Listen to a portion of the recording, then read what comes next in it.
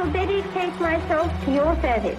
Not based upon some rigid creed, but bound together by ideals and aspirations.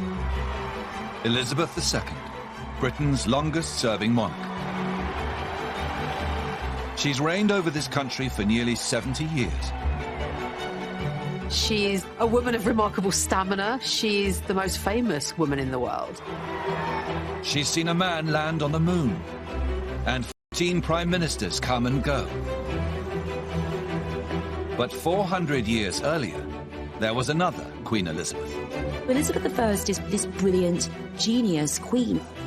Now, we're setting the two Elizabeths side by side to see if, despite the centuries, there is more that unites than divides them.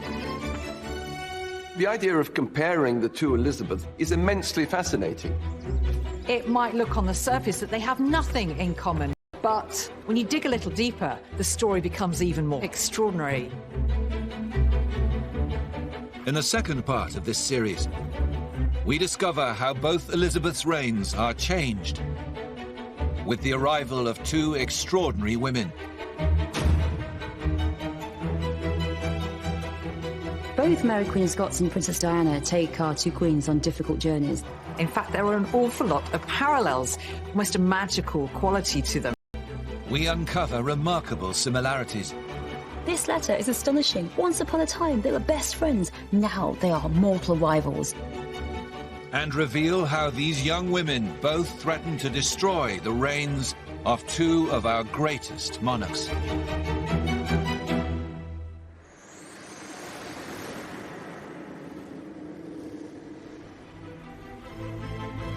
The story of Queen Elizabeth I and Elizabeth II's rise to the throne has revealed some intriguing similarities.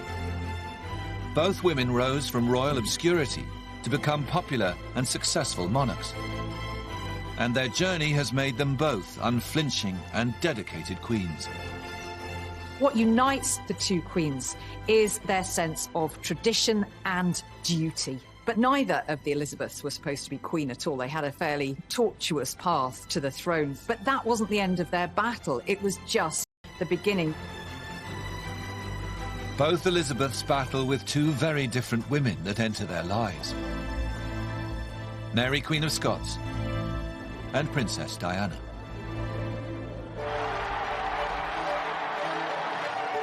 In 1981, Elizabeth II's eldest son and heir to the throne, Prince Charles, marries the 20-year-old Lady Diana. The Queen has gained a very special new member of her family.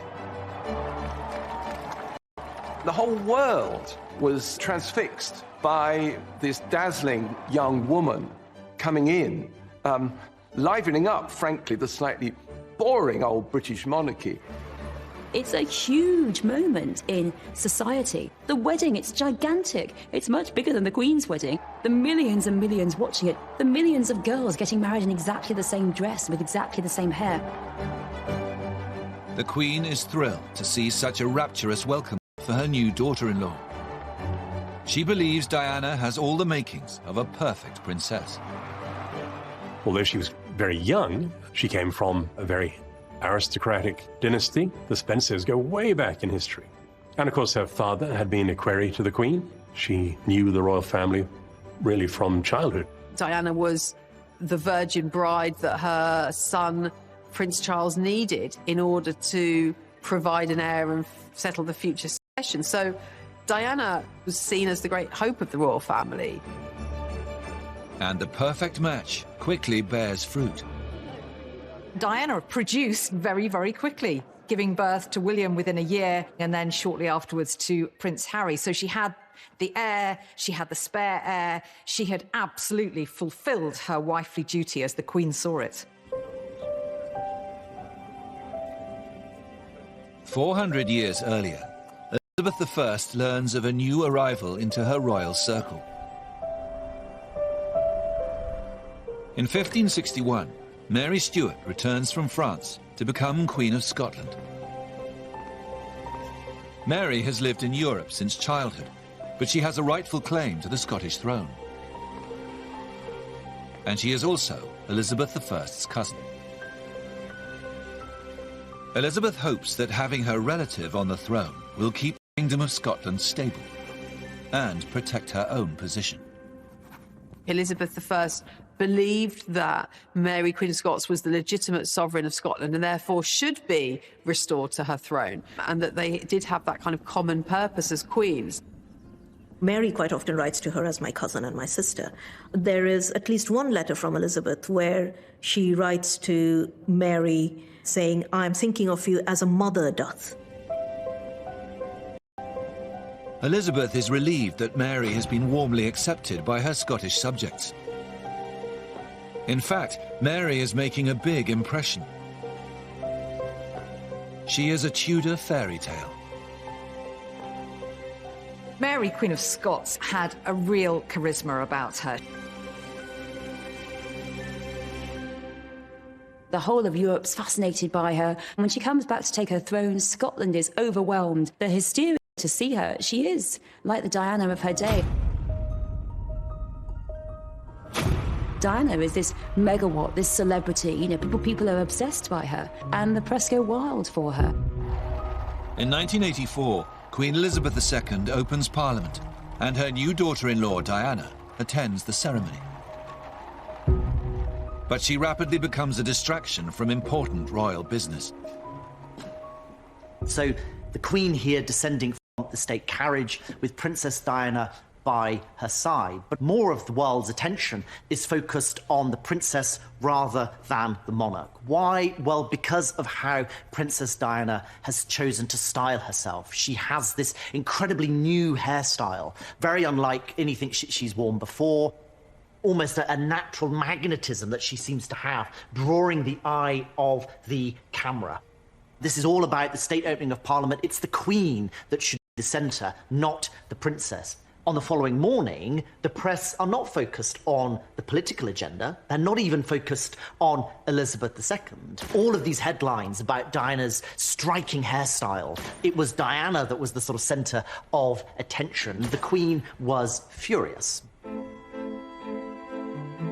Diana's celebrity is starting to overshadow matters of the crown. And Elizabeth I is also becoming concerned about Mary's rapidly growing popularity. She asks to see a portrait of the beautiful Scottish monarch.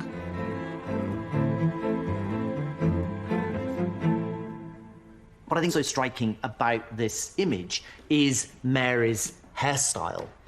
So long hair, which has been trussed up and then held in place by these pearls and this gold hairnet. At the time, this would have been quite unusual, I think. It is a sort of rival image, if you like, to that of Elizabeth I. Here you have a different version of what beauty and power could look like. I mean, let's not forget that Mary traced her ancestry to Henry VII in the same way, of course, that Elizabeth did too. So this could be a rival candidate.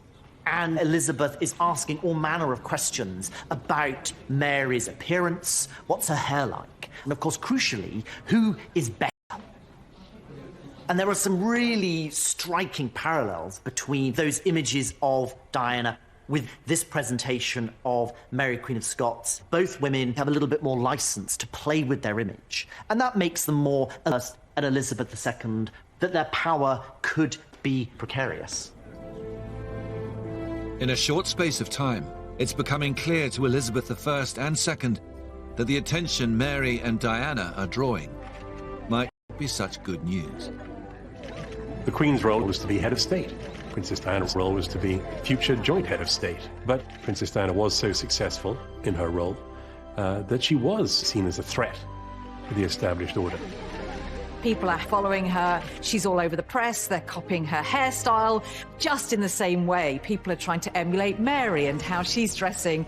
They become style icons, but so much more than that. Mary and Diana present a rather beguiling alternative to the person who is on the throne. And therein lay the secret of their popularity, but also the threat that they posed to the two Elizabeths. Soon it will become clear to both Elizabeths that the two younger women are becoming a problem.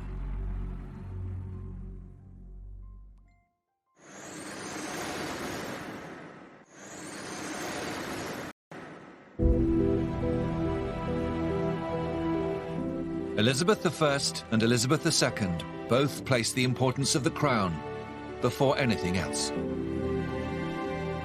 But now, the presence of two young female relatives, Mary Queen of Scots and Princess Diana, is beginning to have an impact on the popularity of the monarchy. The proximity of these glamorous fairy tale figures, this romantic alternative model of monarchy, is going to present them with some of their most testing times. Just a few years after entering the royal circle, it appears that Mary and Diana may not be the fairy tale our Elizabeths had hoped for. And the situation soon becomes more problematic when both Diana's and Mary's marriages start to go wrong. The controversial fallout of Mary and Diana's marriages really brings trouble to the door of both queens. Elizabeth can't ignore the situation that is unfolding in Scotland. And of course, Elizabeth II is completely unable to just sit back and watch this disaster unfold before her eyes. In 1986, Elizabeth II receives Princess Diana for a chat behind closed doors. Diana has discovered evidence that Prince Charles is having an affair. For Princess Diana, there was a hope that somehow the Queen would intervene to make things okay in her marriage again between two strong women. There was a certain school of traditional royal thought that Diana should stop being silly. For Elizabeth, there is only one thing for Diana to do: put a lid on her marital problems and protect the reputation of the House of Windsor and the monarchy. Elizabeth II is a personally, as well as professionally, religious woman who in her childhood was scarred by her uncle's abdication to marry a divorced woman. So everything in Queen Elizabeth's background steers her towards the sanctity of marriage. And certainly she'd have seen marriage as something to be worked on and subservient to preserving the future of the throne. But Diana wasn't made like that. Diana was angry. Diana was defiant. She thought, the heck with this. I am not going to be swept under the carpet. Centuries before, Elizabeth I is disappointed to find out that Mary, Queen of Scots, has ended up in a troubled marriage of her own. Mary has chosen to marry a powerful English nobleman called Lord Darnley. Very early in Mary's reign, she married Henry Lord Darnley. Now, it was a love match for her. She fell head over heels. But Darnley was unsuitable in every single way as a consort. He was hot-headed, arrogant. He was actually quite a cruel man. So the marriage became absolutely toxic.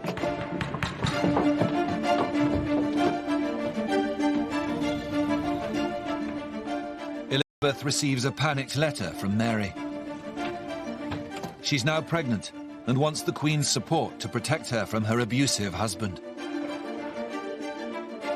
This is one of the most dramatic letters when it's all started to go horribly wrong for Mary. Her husband, Darnley, has murdered her favourite secretary, whom Mary calls our most special servant, has been slain in our own presence. So she's writing to Elizabeth to tell her the full horror of this incident and also to beg Elizabeth, as a fellow female sovereign, show a bit of solidarity and come and help Mary in her hour of need. But just like Elizabeth II, Elizabeth I's advice is to stick with the marriage. Darnley is a hugely influential nobleman. Upsetting him will throw Mary's crown and Scotland into disorder. Controversial one. She was urging her kinswoman and fellow Queen Mary to put duty first. Despite Elizabeth's advice, the situation soon turns to chaos. A faction of Mary's supporters rise up and murder Lord Darnley. And Elizabeth is horrified to learn that Mary is now planning to marry the man accused of her husband's murder, Lord Bothwell. Elizabeth writes Mary this desperate letter saying, please don't marry him. Please don't marry him. I exhort you, I counsel, and I beseech you, because he could be guilty of your husband's death. That letter, it's like the verbal equivalent of shaking someone by their shoulders, saying, what are you doing? The Queen's pleas fall on deaf ears, and Mary goes ahead with the marriage.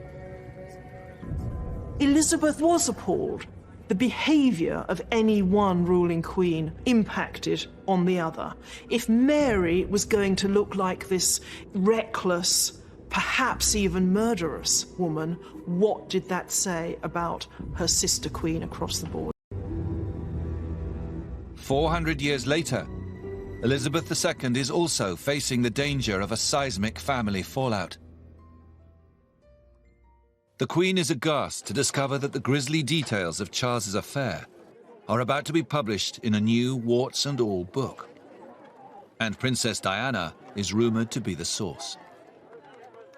Now, that was a subterfuge by Princess Diana to get her message out to the outside world about the reality of her marriage. But what is so revealing is the royal establishment's response to it was not to say, oh my God, is this true? What can we do to put it right? The response was, oh my God, how could she? Isn't she awful? The Queen makes a move to try and limit the damage. She tells Charles and Diana that they must attend a royal trip to South Korea and make it work, at least in front of the cameras.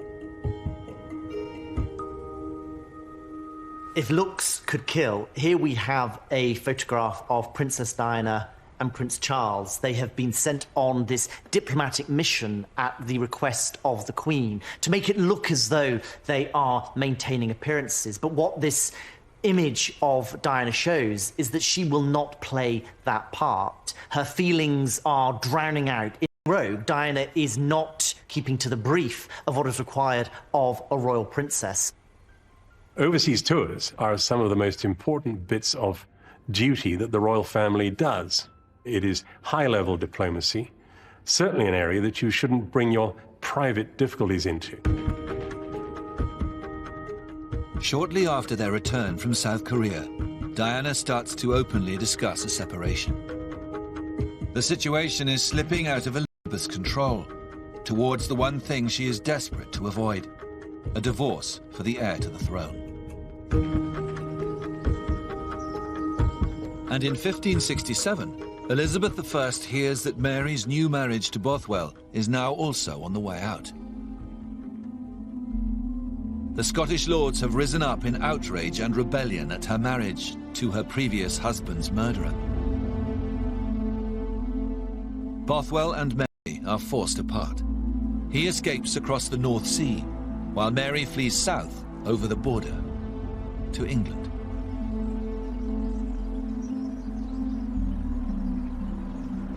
She comes to England to seek sanctuary and also to get Elizabeth's help to restore her to the Scottish throne. But when Elizabeth learns of Mary's presence in her country, it quickly becomes clear that the Scottish throne is the least of her worries. Mary's religious background makes her an attractive prospect for some very powerful factions.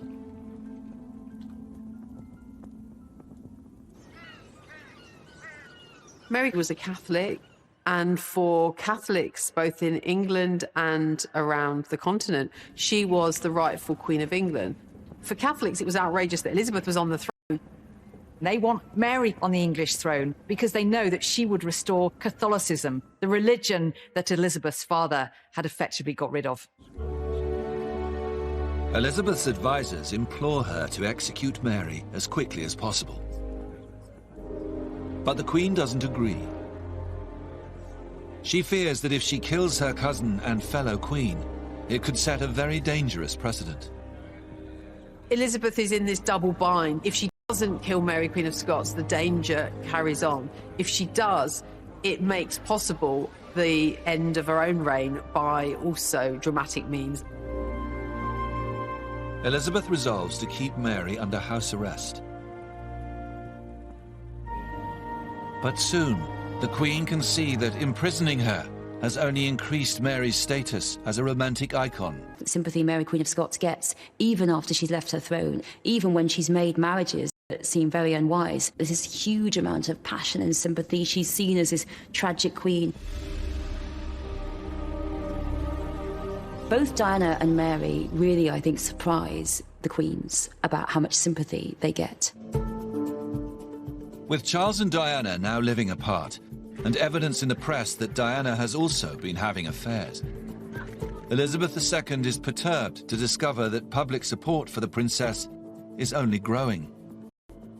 It really was, Diana, we love you, we're with you, we're behind you.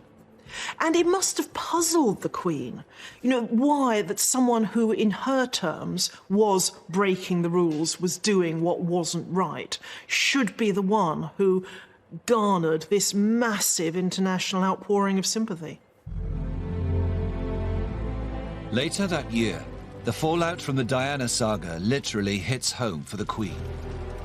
A fire rips through Elizabeth's beloved childhood home, Windsor Castle, destroying countless historic rooms. But the public's reaction to the disaster is surprisingly unsympathetic. It wasn't just accepted that the people would help to pay for the repair of this symbol of royal authority. It is very remarkable for a monarchist paper like the Daily Mail to be saying that no, the nation didn't want to pay for the repairs to the Queen's home. Why should a hard-pressed ordinary people be footing the bill? In the words of one of my more sympathetic correspondents, it has turned out to be an annus horribilis.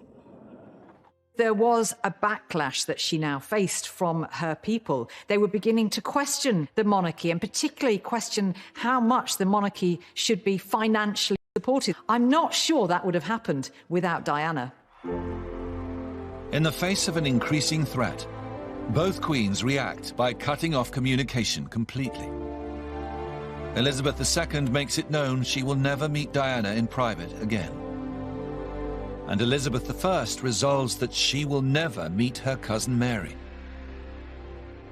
But both queens will soon learn that avoidance will only make things much worse.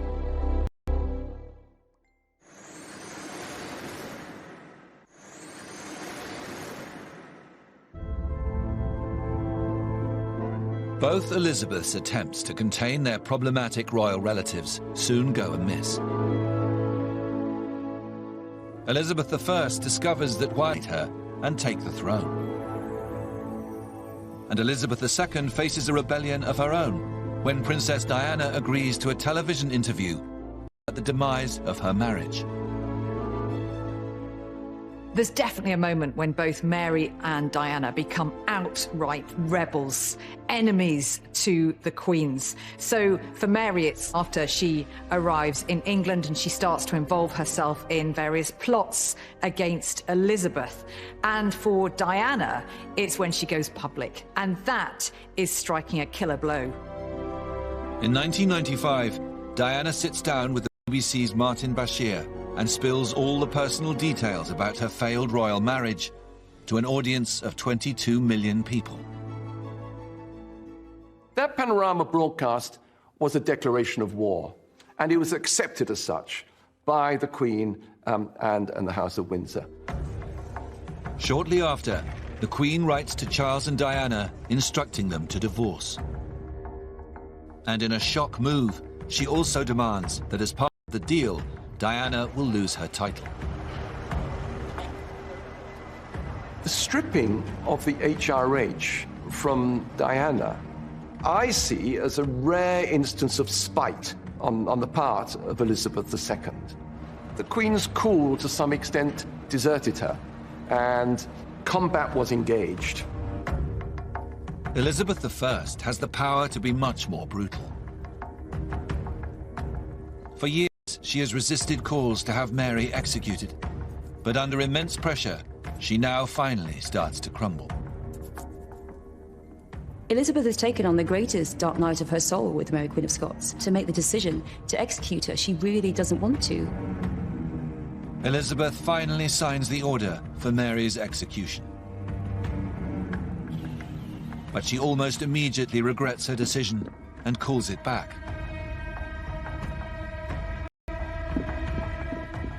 Elizabeth claimed that she hadn't meant to sign the warrant, she wasn't sure what she'd been given to sign, and that she'd then tried to revoke it, but it was too late. Of course, her ministers took the warrant straight up to Fotheringay so that Mary might be executed. They realised that if they wait days, weeks to sort of decide on how this is going to happen, Elizabeth may well have changed her mind, and so they act decisively, they act quickly. On the 8th of February 1587, Elizabeth I is told that Mary is dead.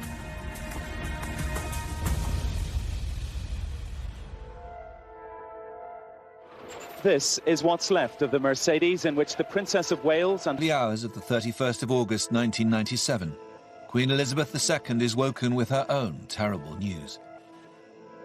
It's difficult to think of words that convey the shock that I remember feeling, to everybody around.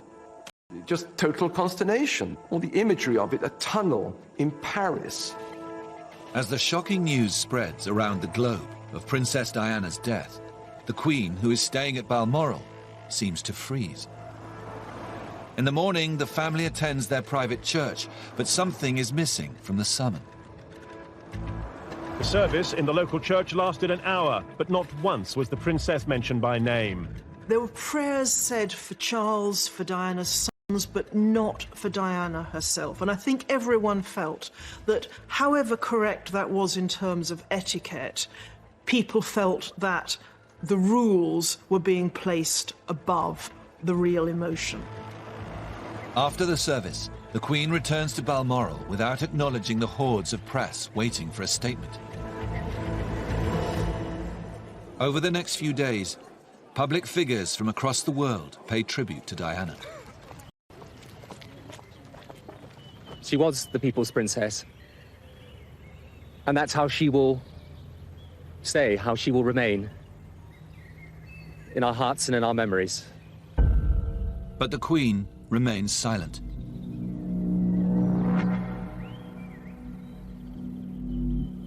Elizabeth I also withdraws completely. There are accounts of Elizabeth sinking into bouts of depression just by the sheer kind of emotional anguish that comes from that event. She's having nightmares afterwards, being really angst-ridden about it. As the news of Mary's death spreads, there is a flood of public sympathy for the tragic Queen. There was a real outpouring of grief. Even those loyal to Elizabeth felt shocked that Mary had at last been put to death.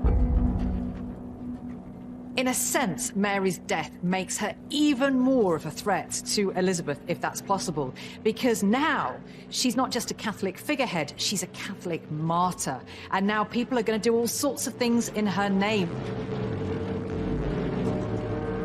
The ordinary people, no matter what had happened, the fact that she was painted to them in the most dreadful lights, they still loved her. Mary, Queen of Scots, was the queen of people's hearts. She really was. There was a quite staggering outpouring of grief. Kensington Gardens myself on my way home from work, and you could hear the crying. It was as if people had lost a member of their family. The crowds gather around Buckingham Palace, looking and waiting for a sign from their Queen. Even a single candle in a window, a bagpiper playing a lament, would have been all it took to show that the monarchy had registered this event. But the failure to show, even in a small way, that they recognized the depth of people's feeling, I think, was the most damaging and avoidable mistake. After 5 days of deafening silence from the Queen, all over Britain, grief turns to anger. The horror, the shock at Diana's death, this young mother dying in this horrific situation, a lot of that becomes really channeled towards the Queen. The papers were very outspoken. It was, "Your people need you, Mom," was one headline. "Show us you care." There was this outcry about the question of a flag over Buckingham Palace. It felt like a deliberate snub. The flag at half-mast. Definitely. Should have been done before now. Really can't understand that thing. And I think it's a big disgrace for the royal family not to do that. Soon, the public's anger becomes loaded with questions about whether the monarchy should exist at all. Over the length of her reign, people have questioned whether a hierarchy of privilege based on birth and not merit should be the thing that represents Britain. There was a moment where her throne looked quite threatened by a sense of real public outrage, a sense of the Queen having got it wrong. Elizabeth I is also facing a public backlash. In the aftermath of Mary, Queen of Scots' execution, the whole Catholic world rises up in revulsion. King Philip II of Spain, the world's richest and most powerful man, vows to avenge Mary, the Catholic Queen. He launches the mighty Spanish Armada. 130 galleons are on their way to invade England and destroy Elizabeth. The Armada is the single most serious threat that Elizabeth has faced in 30 years as Queen. It looks like England is going to be vanquished by the might of Spain. And in the days after Diana's death, there is quite a volatile atmosphere in England. It almost feels like there's some kind of rebellion brewing. To disaster, to people questioning the monarchy, to people saying, what is the monarchy for? The deaths of Mary, Queen of Scots and Diana, these push our queens, Elizabeth I and Elizabeth II, to the closest moments of crisis that they have throughout their whole reigns. But our two queens are in hiding and on the brink of a major disaster.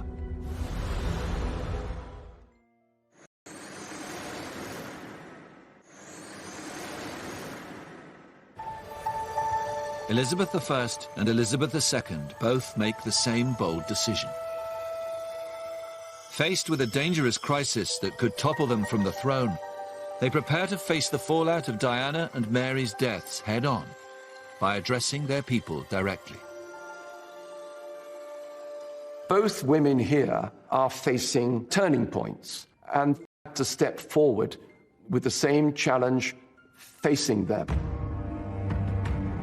With a Spanish invasion force of 30,000 troops gathering across the English Channel, Elizabeth I tells her advisors that she will ride down to the south coast and personally address her troops. Elizabeth chose this moment with the Armada just off England's shores to ride out into danger. She doesn't want to be seen to be in an ivory tower, sort of holed away in one of her palaces, distant from her people as they're facing this threat.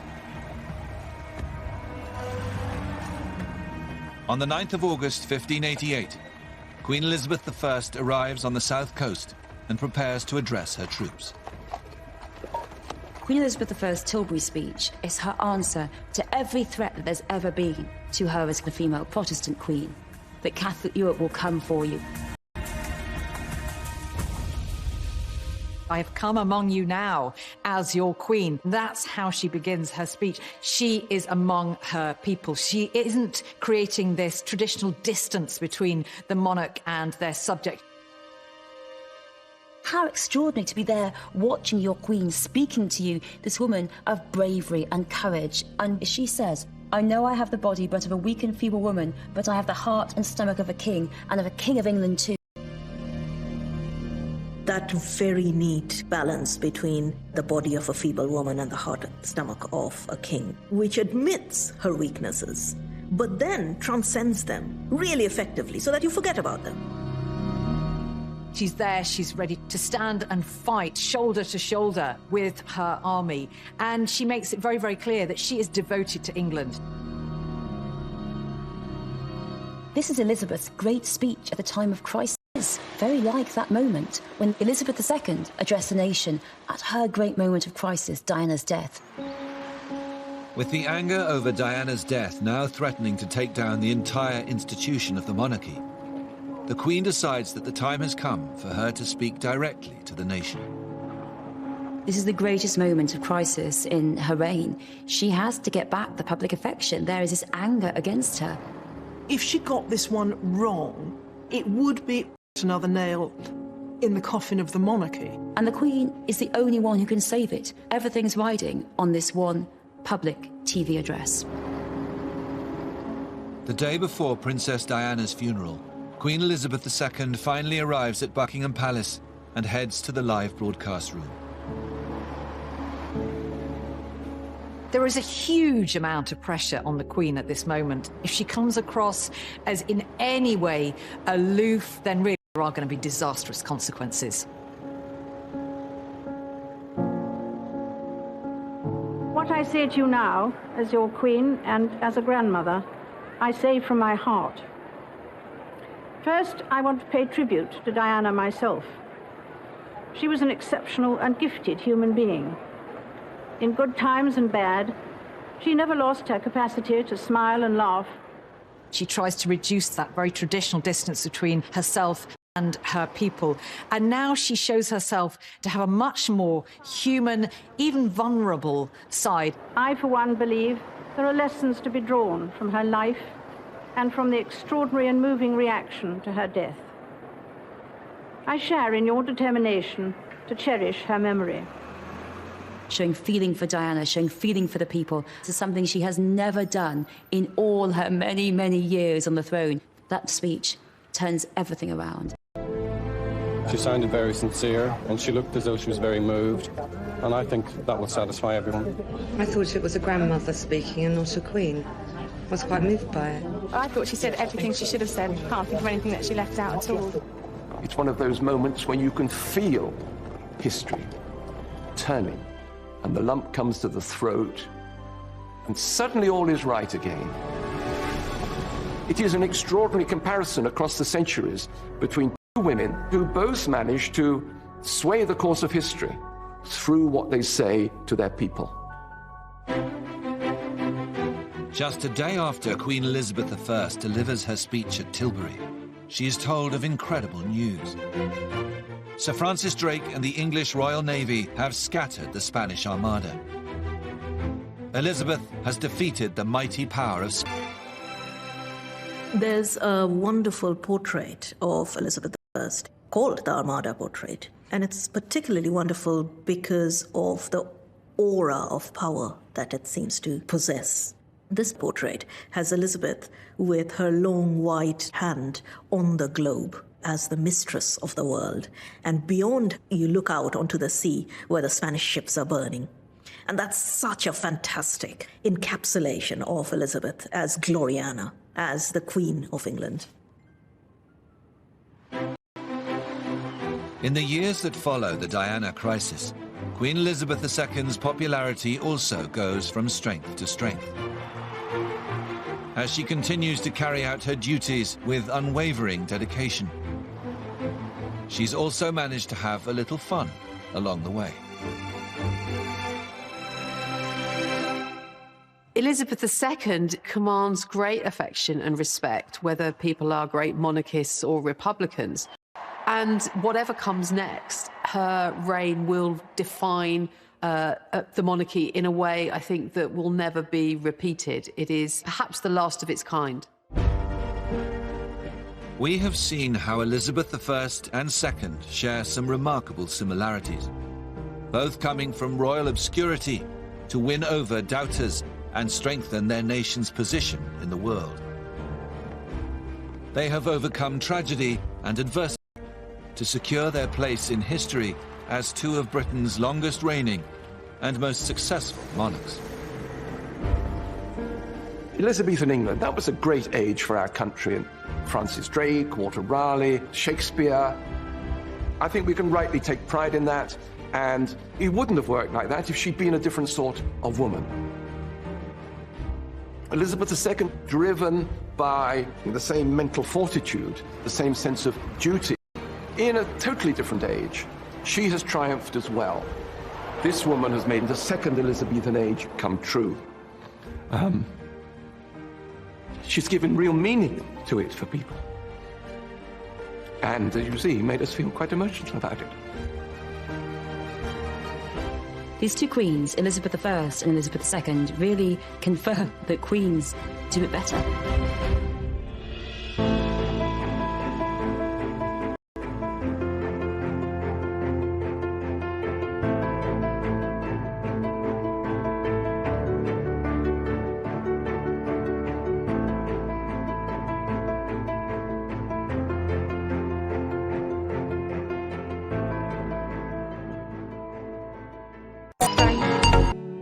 What unites the two queens is their sense of tradition and duty. But neither of the Elizabeths were supposed to be queen at all. They had a fairly tortuous path to the throne. But that wasn't the end of their battle. It was just the beginning.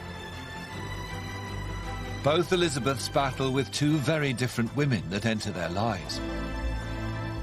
Mary, Queen of Scots, and Princess Diana.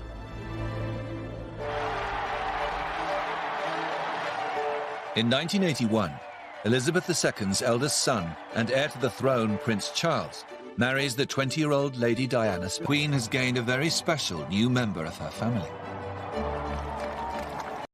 The whole world was transfixed by this dazzling young woman coming in, livening up, frankly, the slightly boring old British monarchy. It's a huge moment in society. The wedding, it's gigantic. It's much bigger than the Queen's wedding. The millions and millions watching it. The millions of girls getting married in exactly the same dress with exactly the same hair. The Queen is thrilled to see such a rapturous welcome for her new daughter-in-law. She believes Diana has all the makings of a perfect princess. Although she was very young, she came from a very aristocratic dynasty. The Spencers go way back in history. And of course, her father had been equerry to the Queen. She knew the royal family really from childhood. Diana was the virgin bride that her son, Prince Charles, needed in order to